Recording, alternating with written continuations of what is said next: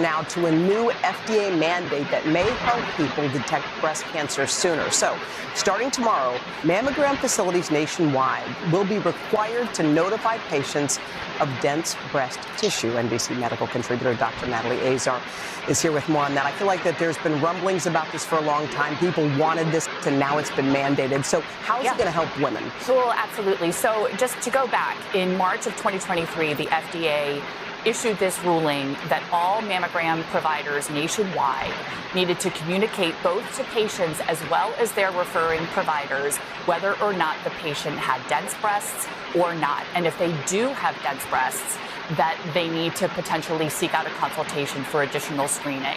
This is, as you said, something that we've been waiting for to happen.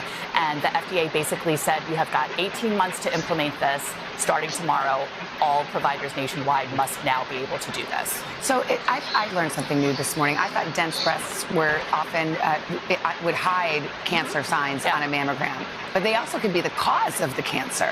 Yeah, so, and that's exactly true. And probably I think the main take home here is that dense breast tissue can mask a cancer, and I think that that's kind of something that's intuitive, right?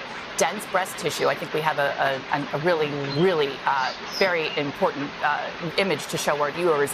On the right, you can see dense breast tissue, and there is a cancer there. On the left, you see a breast that is predominantly fatty tissue, and you can easily see the cancer. So certainly that's one way that cancers can be missed.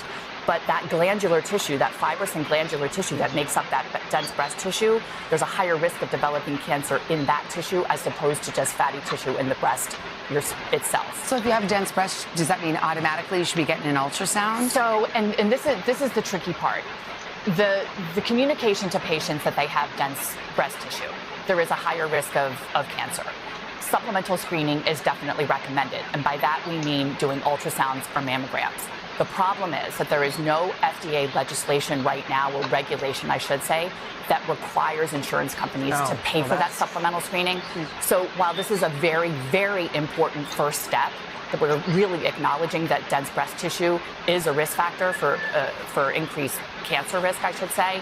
The fact that it's not necessarily going to be covered is sort of the next battle. Yeah, it does. It's like they're a big missing piece. A big missing piece. Yeah. And, guess what? You have dense breasts, but you can't get anything. You can't get insurance to pay for it to check it out. It's like we have to mention that part to start moving the needle to get that covered. All right. Thank you. Thank you, Natalie.